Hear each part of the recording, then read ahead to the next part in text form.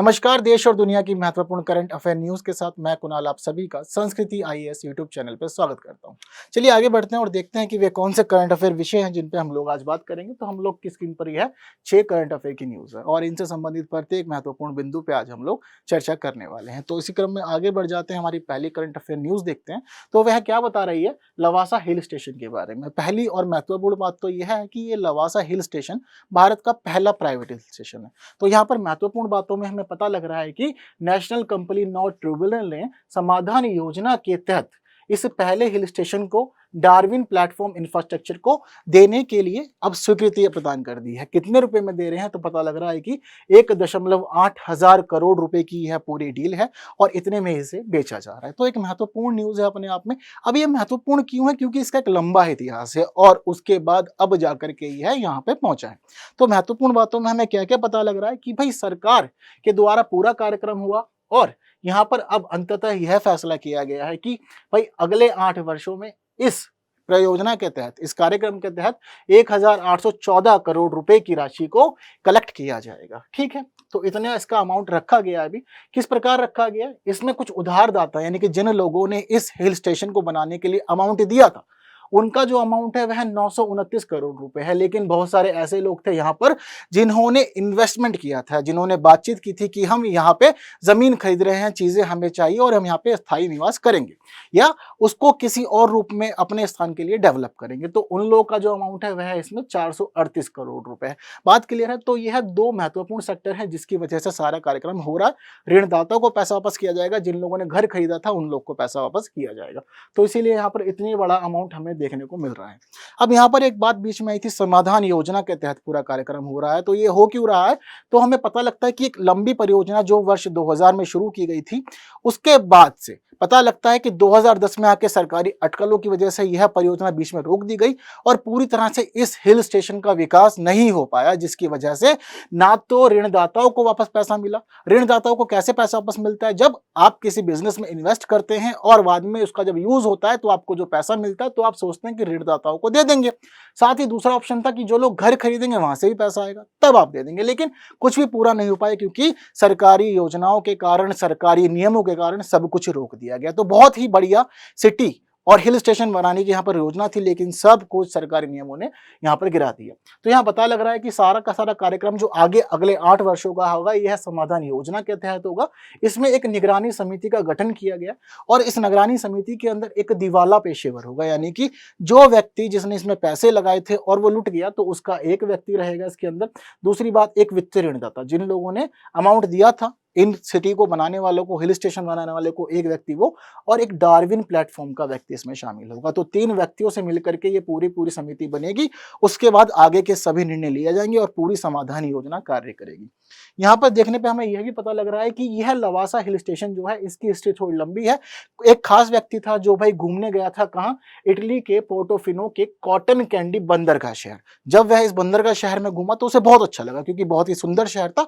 तो उसने सोचा कि मैं भी इसके आधार पर एक हिल स्टेशन या एक शहर बसाऊंगा जिसमें हर एक जो भी कस्बा होगा या एक छोटा क्षेत्र होगा उसके पास अपना खुद का एक जल संसाधन होगा, यानी कि एक अच्छा वाटर व्यू वहां देखने को मिलेगा। साथ ही रेस्टोरेंट, सिनेमा वगैरह वगैरह जो भी बढ़िया से बढ़िया सुविधा होनी चाहिए वो सभी सुविधाएं यहाँ पर तैयार की जाएंगी। यह सभी परिकल्पनाएं थी। यह भी उम्मीद थी कि जो मुंबई के बड़े बड़े बिजनेसमैन हैं वह लोग यहाँ इन्वेस्ट करेंगे और वही लोग इसका यूज करेंगे, क्योंकि इतना स्मार्ट बनाएंगे तो खर्चा बहुत ज्यादा होना है। लेकिन उसी तर्ज पे कार्यक्रम शुरू तो हुआ लेकिन पूरा नहीं हो पाया। बताते हैं कि कहां पे डेवलप किया गया था लवासा हिल स्टेशन को, तो बता रहे हैं कि पश्चिमी घाटों में सह्याद्री हिल्स जो है वहां पे जगह है जिसका नाम है मुल्शी घाटी। उस जगह पे सोचा गया था कि यहाँ इसको पूरी तरह डेवलप किया जाएगा, लेकिन गड़बड़ कहाँ हो गई कि यह जो स्थान है यह है भाई यूएन के द्वारा संरक्षित प्राकृतिक क्षेत्र है, यानी कि इसको प्रोटेक्ट किया गया है। अब प्रोटेक्टेड एरिया के अंदर आप पहली बात तो कंस्ट्रक्शन का काम कर रहे हैं, अपने आप में एक नियम का उल्लंघन है। दूसरी बात यह है कि सरकारी नियमों का पालन करना था। स्टेट गवर्नमेंट, सेंट्रल गवर्नमेंट, अलग अलग जो भी एनवायरमेंट ट्रिब्यूनल्स हैं, अथॉरिटीज है, उन सभी से परमिशन लेनी थी, जो कार्य नहीं किया गया।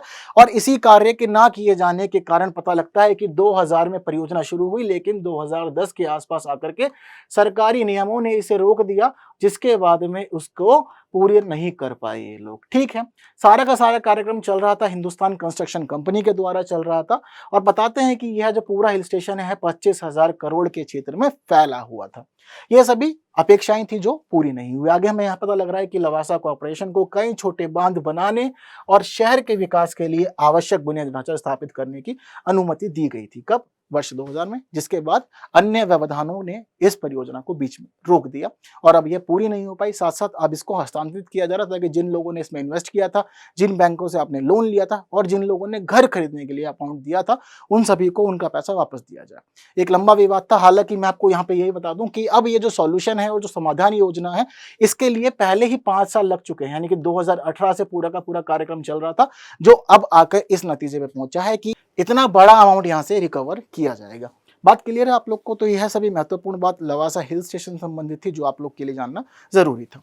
हम लोग इसी क्रम में आगे बढ़ जाते हैं और हमारी दूसरी करंट अफेयर न्यूज को देख रहे हैं जो हमें बता रही है भारत की पहली कैनबिस मेडिसिन परियोजना के बारे में। तो यहाँ पे पहली बात तो यही समझनी है कि कैनबिस होता क्या है। तो भाई इसको बोलते हैं भांग।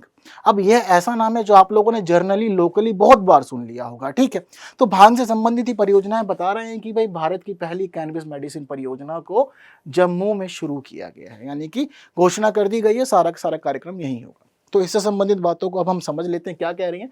तो बता रहे हैं कि वही इस परियोजना को शुरू किया गया है किसके माध्यम से? वैज्ञानिक एवं औद्योगिक अनुसंधान परिषद, ICER इसको कहते हैं, साथ साथ भारतीय समवेत औषध संस्थान IIM, दोनों कहाँ के हैं? जम्मू के हैं। तो इन्होंने मिलजुल करके इस कार्यक्रम को आगे बढ़ाया और यही इस परियोजना को चलाएंगे। लेकिन एक खास बात यह है कि इस परियोजना में एक अन्य पक्ष शामिल है जो कनाडियाई फर्म है, निजी सार्वजनिक भागीदारी के तहत, इसलिए इस पूरे कार्यक्रम को चलाया जाएगा। ठीक, तो भारत का जो संस्थान है वह हमें पता लग रहा है कनाडा की कंपनी आएगी, फर्म आएगी, वह भी इसमें भूमिका अदा करेगी। तो पूरा का पूरा कार्यक्रम जो है ये PPP यानी कि पब्लिक प्राइवेट पार्टनरशिप के तहत क्रियान्वित होगा। यहाँ हमें यह भी पता लग रहा है कि भारत के जो आत्मनिर्भर भारत परियोजना है उससे भी इसको बल मिलेगा, ऑब्वियस सी बात है। साथ साथ हमें पता लग रहा है कि भाई क्यों यह कार्यक्रम क्यों हो रहा है और कैनबिस मेडिसिन परियोजना को ही क्यों शुरू किया जा रहा है, यानी कि जो भांग है उसका ही प्रयोग क्यों। तो बताया गया है, जो हमारे रिसर्चर्स हैं, साइंटिस्ट हैं, उन्होंने बताया कि भाई भांग के अपने आप में औषधीय गुण बहुत ज्यादा है। अब इसको अन्यथा नहीं लेना है, मेडिसिन के फॉर्म में समझना है। कई लोग इसको अन्यथा लेना भी शुरू कर देते हैं, तो वहां तक नहीं पहुंचना, रुक के यही समझिए। तो जो हमारे साइंटिस्ट हैं वह मानते हैं कि इसके औषधीय गुण बहुत ज्यादा है और इसका अच्छे से ट्रीटमेंट में यूज किया सकता है। तो बता रहे हैं कि न्यूरोपैथी या आपको मधुमेह रोग हो, यानी कि डायबिटीज हो, तो ऐसी स्थिति में अच्छी खासी दवाइयां इससे बनाई जा सकती है और साथ साथ भारत उसका निर्यात भी कर सकता है, यानी कि इतना अच्छा भारत की क्षमता यहाँ पर है। तो यही लाइन बता रही है कि यह विभिन्न प्रकार की न्यूरोपैथी, मधुमेह रोग आदि के लिए निर्यात गुणवत्ता वाली दवाओं का उत्पादन करने में सक्षम है। तो महत्वपूर्ण बात है हम लोग के लिए। साथ ही जब हम आगे बढ़ते हैं तो हमें यहाँ पर कुछ बात पता लगती है इसी कैनबिस के बारे में, यानी कि भांग के क्या क्या चिकित्सीय उपयोग हो सकते हैं। इसी वजह से तो हम चाह रहे हैं कि अब इससे माध्यम से मेडिसिन को डेवलप किया जाए। तो पता लगता है कि भाई न्यूरोपैथी में इसका यूज हो सकता है, कैंसर ट्रीटमेंट कर सकते हैं, जिन लोगों को मिर्गी के दौरे आते हैं उन लोगों के लिए भी इसके माध्यम से दवाई बनाई जा सकती है। हमें यहाँ पता लगता है कि जो ये है औषधि है या ये जो उत्पाद है, इसके कुछ खास उत्तेजक गुण होते हैं जिसकी वजह से आपको दर्द महसूस नहीं होगा, बुखार महसूस नहीं होगा और आप इन सभी चीज़ों से रिलीफ पा लेंगे। तो उन्हीं चीज़ों को मद्देनज़र रखते हुए सरकार ने सोचा है कि इसी के माध्यम से अब मेडिसिन को डेवलप किया जाए जो हमें अल्जाइमर, पार्किंसंस और स्क्लेरोसिस जैसे रोगों में भी मदद करेंगे। तो यानी कि भांग एक औषधि है, लेकिन इसका ठीक से प्रयोग किया जाए तो बहुत सारे लोगों की बहुत सारी समस्याओं का निवारण यह कर सकती है। बात क्लियर है। लेकिन यह तो हम लोगों ने समझा कि इसका चिकित्सीय उपयोग क्या है, यानी कि मेडिसिन के क्षेत्र में किस प्रकार से हम लोग कैनबिस यानी कि भांग का प्रयोग कर सकते हैं। लेकिन एक दूसरा पक्ष यहाँ पर यह भी है कि कैनबिस की एक परियोजना क्षेत्र में शुरू होने से, जम्मू में शुरू होने से स्थानीय लोगों को भी तो लाभ मिलेगा ना, क्योंकि इसको जिस प्रकार से उगाया जा रहा है तो उगाने वाले लोगों की मदद इसमें बहुत ज्यादा रहेगी, उनकी बहुत महत्वपूर्ण भूमिका रहेगी। और सारा कार्यक्रम इसीलिए कह रहे हैं कि पब्लिक प्राइवेट पार्टनरशिप के माध्यम से किया जा रहा है। तो बता रहे हैं कि भाई जब ये कार्यक्रम शुरू होगा तो ऑब्वियसली इन्वेस्टमेंट बढ़ेगा। अब इन्वेस्टमेंट की वजह से हम लोग को क्या पता है कि भाई इसकी वजह से क्षेत्र की आर्थिक स्थिति में बहुत अधिक सुधार होता है और वहां के लोगों का जीवन स्तर सुधरता है। और वहां के नए नए आयाम विकसित होते हैं, विकास के अन्य कार्य उस क्षेत्र में होने लग जाते हैं। तो भाई निवेश होगा, आर्थिक स्थिति सुधरेगी, किसकी? किसानों की, क्योंकि वही लोग तो इसको उगा रहे हैं। साथ साथ जब ये कार्यक्रम शुरू होगा तो नई नई रिसर्च होंगी, कोशिश की जाएगी कि किस प्रकार से कैनबिस को अलग अलग बीमारियों में प्रयोग किया जाए और किन किन फॉर्मूले के माध्यम से इजीली और सस्ती दवाइयों को तैयार किया जा सकता है। तो भारत इस क्षेत्र में महत्वपूर्ण भूमिका निभाने के लिए आगे अब बढ़ गया है। एक महत्वपूर्ण न्यूज जो हम लोगों ने आपके साथ डिस्कस कर ली है। इसी क्रम में अब आगे बढ़ा जाए और देखा जाए हमारी तीसरी न्यूज को, जो हमें बता रही है वीसी यशवंत गाडगे धूपगढ़ी स्मारक के बारे में। तो भाई यह न्यूज कहां से संबंधित है? तो हमें पता लग रहा है कि यह न्यूज इटली से संबंधित है। तो क्या पता लग रहा है हमारे को कि द्वितीय विश्व युद्ध में इतालवी अभियान चलाया गया था। अब उस इतालवी अभियान के अंदर जितने भी लोग लड़ रहे थे, तो उन लड़ने वालों में भारतीय सैनिकों के सम्मान में एक धूपगढ़ी स्मारक बनाया गया है, स्थापित किया गया है। कहां पे?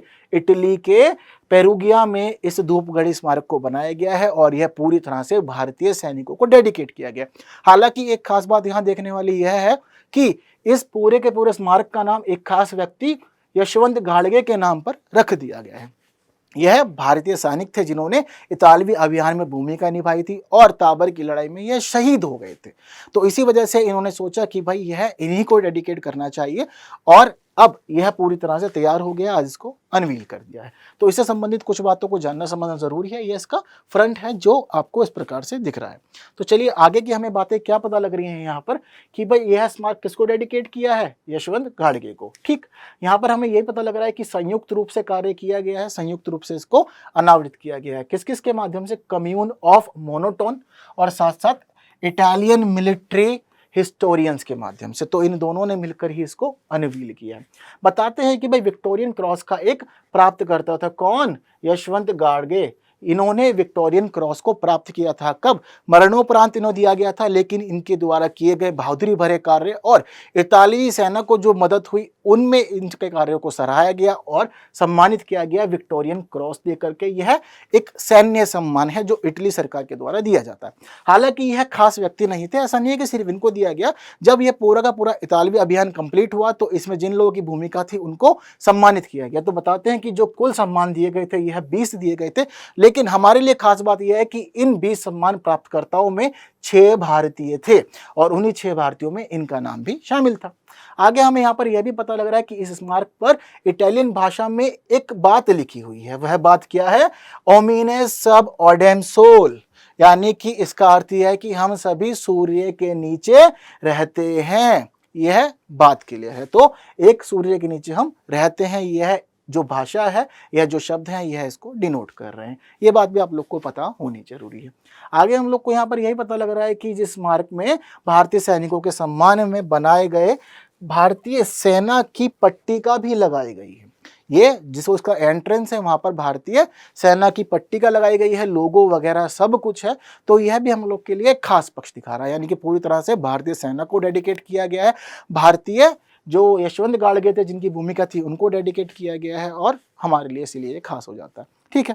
हालांकि अगर हम यहाँ से आगे बढ़े तो हमें कुछ खास बातें पता लगती हैं इतालवी अभियान के बारे में। यह कब शुरू किया गया था? सेकेंड वर्ल्ड वॉर के समय इसको शुरू किया गया था। सेकेंड वर्ल्ड वॉर का टर्म हम लोग को याद है ना, 1939 to 45 तक यह हुआ था, जिसके बाद कोल्ड वॉर शुरू हो गया था। तो बताते हैं कि भाई इस अभियान में क्या हुआ था? नाजी जर्मनी कब्जे से इटली को मुक्ति दिलाने के लिए यह अभियान शुरू किया गया था। यहाँ बताते हैं कि यह अभियान हालांकि किससे संबंधित था? भाई इटली की मुक्ति से संबंधित था ना, लेकिन यहाँ पर यह बात भी खास है, इसमें 50,000 से अधिक भारतीय सैनिकों ने भूमिका निभाई थी और यहाँ पर इटली को मुक्त कराने में उन्होंने खास कार्य किए थे और जिसमें वह लोग शहीद भी हो गए थे। यहाँ पर कुछ बात बताई गई है सेकेंड वर्ल्ड वॉर की, जो धुरी राष्ट्र और मित्र राष्ट्रों के बीच हुआ था। तो जनरली कभी कभी यह पूछ लिया जाता है। अगर हम बात करें धुरी राष्ट्र की तो उसमें जर्मनी, इटली और जापान मुख्य हैं, इसके अलावा और देश भी शामिल थे। लेकिन मित्र राष्ट्रों में ग्रेट ब्रिटेन, अमेरिका और सोवियत संघ खास थे। इतनी बात क्लियर है आप लोग को? तो यह महत्वपूर्ण बात और महत्वपूर्ण खबर एटलीस्ट आई है हम लोग के लिए, जिससे संबंधित बातों को जानना समझना जरूरी था। इतनी बात क्लियर हो गई है तो चलते हैं ना, अगली न्यूज देखते हैं हमारी क्या बता रही है कि बैड क्विलिन क्या बताती है कि भाई भारतीय पेटेंट कार्यालय ने अमेरिकी कंपनी है, कैसी कंपनी? Pharmaceutical company. तो पेटेंट कार्यालय से आपको यहाँ क्लियर हो गया कुछ ना कुछ पेटेंट का कार्य हुआ होगा। तो क्या हुआ है? ये कंपनी है अमेरिकी कंपनी जिसका नाम है J&J, यानी कि जॉनसन्स एंड जॉनसन्स। हम सभी देखते हैं कि यह बहुत सारे प्रोडक्ट बनाती है और भारत में हम लोग जर्नली बच्चों के लिए इसके प्रोडक्ट तो यूज करते ही रहते हैं ना, जॉनसन्स बेबी पाउडर। हाँ, ये वही वाली कंपनी बिल्कुल। तो बताते हैं कि इस कंपनी ने भारतीय पेटेंट कार्यालय में एक अर्जी दी थी। अर्जी में इसने क्या कहा था कि भाई बैडक्विलिन नाम की जो दवा है ना, हम इसको पेटेंट कराना चाहते हैं। हालांकि ये पेटेंट ऑलरेडी है इसके नाम पर, लेकिन इसने चाहा था कि इसका जो अधिकार है उसको जुलाई 2023 के बाद भी बढ़ा दिया जाए। पहले से चले आ रही इसके पेटेंट में, लेकिन ये बढ़ाना चाहती थी। तो लेकिन भाई जो हमारा भारतीय पेटेंट कार्यालय उसने कहा कि नहीं, आप इसको अब आगे नहीं बढ़ा सकते और यह अब यहीं तक ही आपके अधिकार क्षेत्र में रहेगी। तो यह कार्य क्यों हुआ और बैडक्विलिन किस लिए खास है अपने आप में, यह बात हमें समझना जरूरी है। तो आगे बढ़ते हैं तो हमें यहाँ पर बात पता लगती है कि इससे संबंधित कुछ प्रमुख बिंदु जो हमें बताते हैं कि भाई जॉनसन एंड जॉनसन जो कंपनी है, यह फ्यूमरेट सॉल्ट नाम के एक पदार्थ को यहाँ पर रजिस्टर करवाना चाहती थी अपने नाम पे और चाहती थी कि इसका जो पेटेंट है ये इसके लिए आगे भी बना रहे। अब ये जो फ्यूमरेट सॉल्ट है इसका यूज कहाँ होता है, तो बताते हैं कि इसको बैडक्विलिन टैबलेट के उत्पादन में प्रयोग किया जाता है। अब यहाँ पर खास बात यह है कि भाई बैडक्विलिन टैबलेट जो है वो सॉल्ट से बन रही है, पर इतना क्या खास बात है कि चाहता है जॉनसन एंड जॉनसन कि ये सिर्फ मेरे नाम पे रजिस्टर है ताकि मैं ही इसका यूज करूं और कोई यूज ना कर सके। हालांकि हर दवाई अपने आप में बहुत ज्यादा खास है, तो लोग चाहते हैं कि सिर्फ मैं ही बनाऊं और लोग ना बनाएं। सबकी अपनी ब्रांडिंग है और नाम सब अपना चाहते हैं, ठीक है। हालांकि जब भाई भारतीय कार्यालय जो है पेटेंट कार्यालय, उसने मना कर दिया कि आपके इस अधिकार को अब जुलाई 2023 के बाद नहीं बढ़ाया जाएगा, तो इसने यहाँ पर एक और काम किया। इसने यहाँ पर रजिस्ट्रेशन कर दिया सेकेंडरी पेटेंट के लिए, यानी कि प्राइमरी पेटेंट तो आपको नहीं मिला, तो उसने सोचा कि चलो सेकेंडरी पेटेंट ही करवा लेते हैं। तो उसने सेकेंडरी पेटेंट करवा लिया, कब तक के लिए, 2027 तक के लिए। अब यह बात तो थी जो पेटेंट कार्यालय में हुई, लेकिन अब हमें यहाँ पर समझना है पहले बैडक्विलिन। तो दरअसल ये होता क्या है, यह ड्रग रेजिस्टेंट टीबी और pulmonary multi drug resistant TB के इलाज में प्रयोग की जाती है। तो मुख्य रूप से अगर हम समझे तो इसका संबंध टीबी की बीमारी से है। भारत में टीबी एक बड़ी समस्या है, जिसकी वजह से अभी केंद्र सरकार ने, हमारी राष्ट्रपति ने एक अभियान शुरू किया है, टीबी मुक्त अभियान, जिसके लिए समय अवधि निर्धारित की गई है 2025 कि 2025 तक इसको हम लोग खत्म कर देंगे भारत से, और इसके बाद टीबी नहीं दिखेगी भारत में, ठीक है। तो बता रहे हैं कि भाई ड्रग रेजिस्टेंस टीबी और pulmonary multi drug resistance TB के इलाज में ही बैडाक्विलिन का प्रयोग किया जाता है। अब जो जॉनसन एंड जॉनसन कंपनी है, फिलहाल इसको मार्केट में किस नाम से बेचती है, सेटुरो ब्रांड के नाम से मार्केट में इसको बेच रही है। साथ साथ यहाँ पर यह पता लगता है कि भाई यह जो बैडाक्विलिन है, यह ऐसी दवा है जिसका प्रयोग अंतिम विकल्प के रूप में किया जाता है। यानी कि भाई आपकी जो भी यह बीमारी है, एमडीआर टीवी है, अगर एमडीआर टीवी के सारे विकल्प फेल हो जाए, यानी कि जितनी भी दवाइयां जर्नली आप लोग को मार्केट में से दी जा सकती है, अगर वे सभी दवाइयां फेल हो गई और आपका स्वास्थ्य नहीं सुधर रहा, आपको कोई आराम नहीं मिल रहा, तो ऐसी स्थिति में अंततः डॉक्टर बोलेंगे भाई अब कुछ नहीं हो सकता, आखिरी विकल्प बैडाक्विलिन है, अगर यह भी नहीं काम की तो फिर इस टीवी का इलाज नहीं हो सकता। तो यह अंतिम विकल्प होता है एमडीआर टीवी के लिए। बात क्लियर है? तो इसीलिए यह दवाई अपने आप में बहुत अधिक खास है। हालांकि जब हम आगे बढ़ रहे हैं तो हमें पता लग रहा है कि संस्थान ने, यानी कि कार्यालय ने इसको क्यों मना किया रजिस्टर कराने से। हालांकि हमने इसके खास पहलू समझ लिए कि क्यों बैडाक्विलिन खास है, लेकिन क्यों हमारा कार्यालय चाहता था कि इसको रजिस्टर अब ना किया जाए, पेटेंट अधिकार आगे ना बढ़ाया जाए। तो पता लग रहा है भाई कार्यालय ने पहला तर्क दिया स्पष्ट और ज्ञात विधि, यानी कि उसने बताया कि आप जिस फॉर्मूले को रजिस्टर करवाना चाहते हैं वो नया नहीं है। पेटेंट का मतलब क्या होता है कि आपने कोई नया काम किया और आप चाहते हैं कि आपके द्वारा किए गए कार्य है तो आप ही उसको यूज करें, कोई दूसरा व्यक्ति यूज ना करे, और मार्केट में जितने भी लोगों को वो मिले तो वो आपके ही नाम से मिले, किसी और के नाम से ना मिले। लेकिन कार्यालय कहता है कि भाई ये जो चीज आप रजिस्टर करवा ले ना, पहले ही सब जानते हैं और उसका यूज कर रहे हैं, तो उसमें नया क्या है। जब नया ही नहीं है, कोई आविष्कारी कदम ही नहीं है, तो ऐसी स्थिति में फिर पेटेंट क्यों करवाना। तो इसलिए पहला रीजन देते हुए मना कर दिया। दूसरा उन्होंने यह भी बताया कि आपने अन्य विवरण तो नहीं दिए, यानी कि आपने नहीं बताया कि भाई विदेश में आपने कहीं पे पेटेंट करवाया है या नहीं करवाया, आपने उसकी विशिष्टताओं के बारे में तो जानकारी नहीं दी। साथ साथ आपने इसकी प्राथमिकता तिथियों के बारे में भी कुछ नहीं बताया, यानी कब से आपने रिसर्च शुरू किया था, आपको किस प्रकार स्टेप बाय स्टेप इससे संबंधित जानकारियां मिलती गई और आप इससे संबंधित जानकारियों को जानते हुए मेडिसिन डेवलप कर पाए, आपने कुछ नहीं बताया। तो इसी वजह से आपको भी नहीं दिया सकता, यानी दो कारण हो गए बड़े। तीसरी बात बता रहे कि भाई ये सर्वज्ञात विधि है, यानी कि जब लोगों के लिए नई नहीं है तो क्यों रजिस्टर करना, लोग जर्नलिस्ट को जानते हैं। तो यहाँ बताते हैं भाई कि आविष्कारिक कदम होना जरूरी है, अगर आविष्कारशील कदम आपका होगा तो ही उसको पेटेंट किया जाएगा, वरना पेटेंट नहीं किया जाएगा। तो आविष्कारशील कदम का मतलब क्या है, तो इसको डिफाइन किया गया है भारतीय पेटेंट अधिनियम 2005 में। हालांकि यह अधिनियम पहले 1970 हुआ करता था, फिर अमेंडमेंट कर दिया गया, जो लेटेस्ट अमेंडमेंट है उसके आधार पर इसको हम जान रहे हैं। तो भारतीय पेटेंट अधिनियम 2005 बताया गया है कि एक आविष्कारशील कदम एक ऐसा आविष्कार है जो कला में कुशल व्यक्तियों के लिए स्पष्ट नहीं होता। ठीक है, यानी कि आपकी फील्ड के जो एक्सपर्ट लोग हैं वही उसको नहीं जानते, तो इसलिए उसको आविष्कारशील कदम माना जाएगा। जो भी डॉक्टर्स हैं एक्सपर्ट, जो भी फार्मास्यूटिकल्स हैं, ठीक है, वह सभी लोग फार्मासिस्ट वगैरह यदि जानते हैं उसको, तो फिर वह काम नया कैसे हो सकता है। और अगर वो लोग नहीं जानते, आपने कुछ ऐसा कर दिखाया, तब उसको पेटेंट करा जाएगा। तो यह जो बात है यहाँ कहाँ क्लियर की गई है, यह क्लियर की गई है भारतीय पेटेंट अधिनियम के अंदर। बात क्लियर है आप लोग को? ओके। तो इसी कदम को जानने के बाद, संबंधित बातों को जानने के बाद, अब आप लोग बैडा क्वीन समझ गए होंगे कहाँ यूज होता है और किससे संबंधित जो भी बातें हैं। तो अब आगे बढ़ लेते हैं, देखते हैं हमारी अगली न्यूज जो हमें बता रही है China+1 रणनीति के बारे में। आजकल बहुत चर्चाओं में है, क्यों?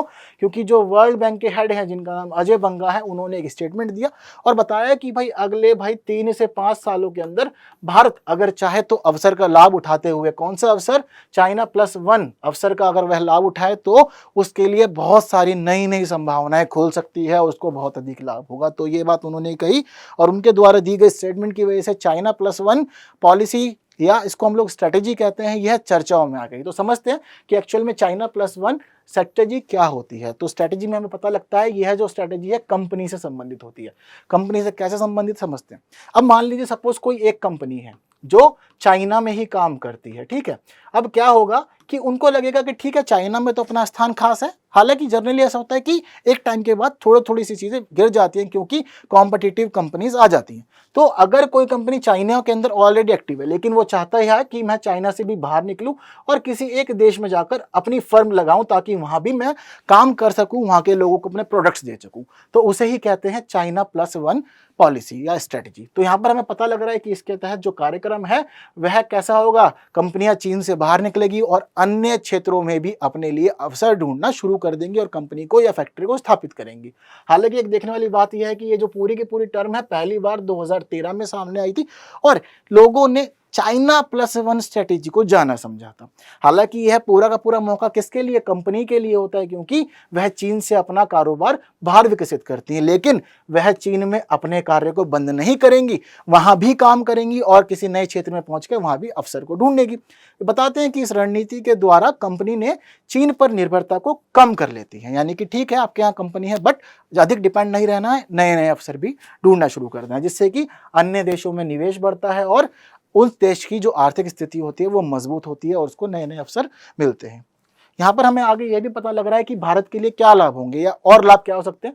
तो भाई भारत की उत्पादन क्षमता में वृद्धि होगी, भारत में निवेश बढ़ेगा और भारत को कम से कम लागत में अच्छे प्रोडक्ट मिलने लग जाएंगे, क्योंकि अगर वो प्रोडक्ट चाइना में बन रहा है तो लाने ले जाने में खर्च भी तो बढ़ेगा ना, तो इसीलिए भारत में ही बना लो, इजी हो जाएगा, तो ट्रैवलिंग कॉस्ट कम हो जाएगी। हालांकि हम अपनी चीज़ों को यूज़ करवाएंगे तो उससे और लागत कम हो जाएगी, साथ साथ भारतीय लोग जो होंगे उनको भाई रोजगार मिलेगा, भारतीय कौशल श्रम बल का वह लोग प्रयोग कर पाएंगे, तो यह भी एक महत्वपूर्ण पक्ष है। साथ ही प्रतिस्पर्धी वेतन की स्थिति भी यहाँ पर बन जाएगी और कंपनियों में जो वेतन वगैरह मिल रहा है भारतीय रोजगार में भी मिलेगा, भारतीय लोगों को मिलेगा और विकास के तमाम अवसर सारे खुल जाते हैं China+1 स्ट्रेटजी के माध्यम से। तो भारत के लिए अपने आप में खास है, स्टेटमेंट भी खास है और बातें भी, और सारी न्यूज़ क्लियर हो गई है। इतनी बात क्लियर करने के बाद चलते हैं हम लोग आगे बढ़ते हैं। हमारी अगली न्यूज़ जो हमें ब्रेन फॉग के बारे में बता रही है। तो एक रिसर्च सामने आई है जिसमें बताया कि वे लोग जो लंबे समय से कोविड बीमारी से पीड़ित हैं उन लोगों में ब्रेन फॉग की समस्या देखी जा रही है आजकल। तो यहाँ हमें पता लगती है कुछ खास बातें, जैसे कि भाई एक रिसर्च हुई, कोविड लक्षण अध्ययन केंद्र बायो बैंक के 5100 से अधिक लोगों को इसमें शामिल किया गया, जिन लोग को कोविड हुआ था, जो लोग इसके सिम्टम्स में थे, टेस्ट किया पॉजिटिव आ गए, उन लोग को इसमें शामिल किया गया और देखा गया कि भाई किस प्रकार से वो लोग ब्रेन फॉग के चपेट में आ रहे हैं। तो यहाँ पर कुछ खास बातें ब्रेन फॉग से संबंधित है। क्या बताया गया है कि भाई यह कोई चिकित्सकीय स्थिति नहीं है, जैसे कि हम लोग टीबी डिफाइन कर देते हैं, कैंसर डिफाइन कर देते हैं, ऐसी कोई स्थिति नहीं है। हालांकि यह क्या है, यह चिकित्सीय स्थितियों का एक लक्षण है मात्र। यानी कि आप किसी मेडिकल कंडीशन में पहुंचेंगे उससे पहले जो सिम्टम दिखते हैं ये वही सिम्टम्स ब्रेन फॉग कहलाते हैं। तो क्या मिलेगा, विभिन्न प्रकार के लक्षणों का वर्णन करने के लिए ही ब्रेन फॉग का प्रयोग किया जाता है।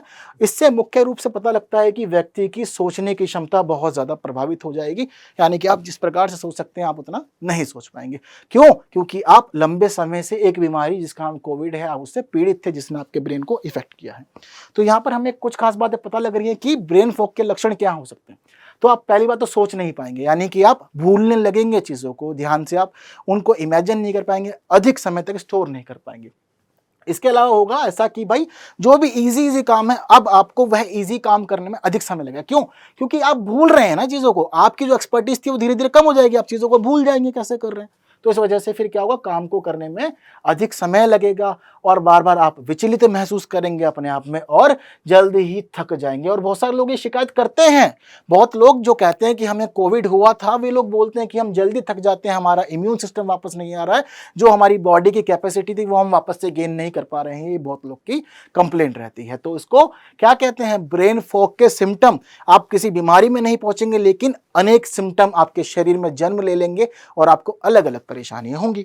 ठीक है, इतनी बात आपको क्लियर है। तो यहां पर पता लग रहा है कुछ कारण कि भाई क्या होता है, यह निरंतर बदलती जीवन शैली की वजह से होता है। क्यों? जब आपको कोविड होगा या कुछ और होगा तो आपकी जीवन शैली बदलेगी, जिसकी वजह से हार्मोनल डिसबैलेंस हो जाएगा। हालांकि एक खास बात यह है कि ठीक है जीवन शैली की वजह से ये हो सकता है, लेकिन आजकल हम लोग विद्युत चुंबकीय विकिरण के बीच रह रहे हैं, जिसकी वजह से कंप्यूटर, मोबाइल, टैबलेट के बीच में रहते हैं और इनके बीच के हमें जो फ्रीक्वेंसी देखने को मिलती है वहां से भी हमें यह समस्या हो सकती है, ब्रेन फॉग हो सकता है। अगर आप ज्यादा स्ट्रेस ले रहे हैं तो इसकी वजह से क्या होगा, मस्तिष्क में रक्त का प्रवाह कम हो जाएगा, इसकी वजह से भी आपको ब्रेन फॉग हो सकता है। ठीक है, जिसकी वजह से आपकी जो स्मरण शक्ति है वो कमजोर हो जाएगी। अगर आप नींद कम लेंगे या व्यायाम नहीं करेंगे, योगा नहीं करेंगे, एक्सरसाइज नहीं करेंगे तो भी यह स्थिति आ सकती है। अगर आप ठीक से आहार ना लें, कई बार ऐसा होता है बहुत सारे लोग बहुत सारी चीजें पसंद नहीं करते, तो ठीक से आहार लेना जरूरी है। अगर किसी चीज से आपको कोई एलर्जी हो रही है, खाने से आप संवेदनशील है उसके प्रति, तो भी यह बीमारी या ये परेशानी आप लोग को हो सकती है। इसके अलावा विषाक्त पदार्थों का सेवन कर लेना, प्रदूषण में रहना, रासायनिक पदार्थों और कीटनाशक दवाइयों का आजकल जो बढ़ता प्रयोग है उस सब की वजह से भी ब्रेन फॉग हो सकता है।